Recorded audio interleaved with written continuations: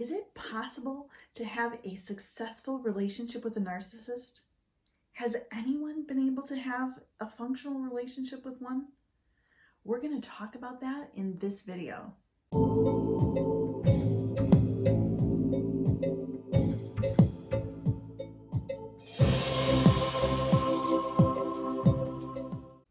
Hey, I'm Dr. Melissa. I'm a trauma expert and top doctor. And in this video and on this channel, I help you identify the hidden narcissists in your life, identify their impact on your life, and then turn that trauma and that drama into gold, becoming stronger and more powerful than you ever were before. If that sounds like exactly what you need, click subscribe, click that notification bell so that you are notified of each and every video.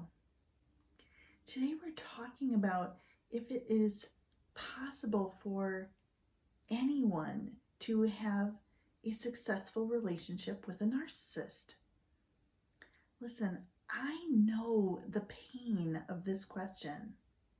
You've fallen in love with a narcissist. The trauma bond has been forged in fire. Maybe you knew they were a narcissist before you dove in and you hoped that they could change. No one could blame you if you did. Hollywood movies have told you it's possible. Maybe you were love bombed so hard and fast and fell in love so quickly that you were in over your head long before you discovered the narcissist was not perfect. And in either case, you find yourself struggling with the relationship as it is. And before you argue, if you aren't struggling, you wouldn't be asking or seeking the answer to this question. You've been doing research, trying to understand what you're experiencing. You've learned a lot about narcissists. You are so hoping it is not true. You're in love. Maybe you have children, property, a business together. You want this relationship to succeed. So you wonder, is it possible to have a successful relationship with a narcissist? And that answer depends entirely on what you consider successful. Is it possible to stay married for decades? Yes. Is it possible to raise children together? Yes. Is it possible to partner in business? Yes. Is it possible to retire wealthy? Yes. While those things are possible, they're not a given. They're not even probable. But more importantly, did those things in any way define success? By old standards, maybe. But isn't there more to life and relationship? Is it possible to get to know each other deeply? No. Is it possible to be truly seen and heard? No. Is it possible to experience unselfish love? No. Is it possible to create positive change in the relationship through communication? No. Is it possible to trust unconditionally? No. Is it possible to freely choose anything without being manipulated? No. Is it possible to become really clear about who you are? No.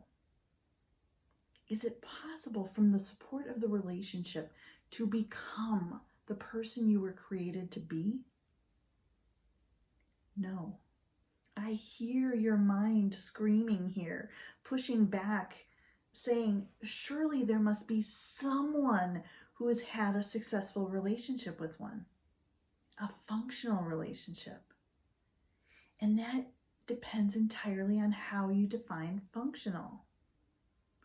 In order to stay in relationship with a narcissist, you must accept what you know to be false as true. confirm these known falsehoods, lies, to the world. Be willing to not set or enforce any healthy boundaries. Suppress your emotions, especially anger and sadness. Isolate yourself from family and friends. Keep your struggles entirely to yourself. Accept serial infidelity, either physical or emotional. Accept that your friends, family, colleagues will be turned against you. Not express any needs, wants, hopes, or dreams. Be willing to be undermined and sabotaged for things that are important to you. Accept having birthdays, holidays, and other important occasions sabotaged. Act appreciative for gifts that devalue you. Accept frequent put-downs and corrections. Be unheard in all communications.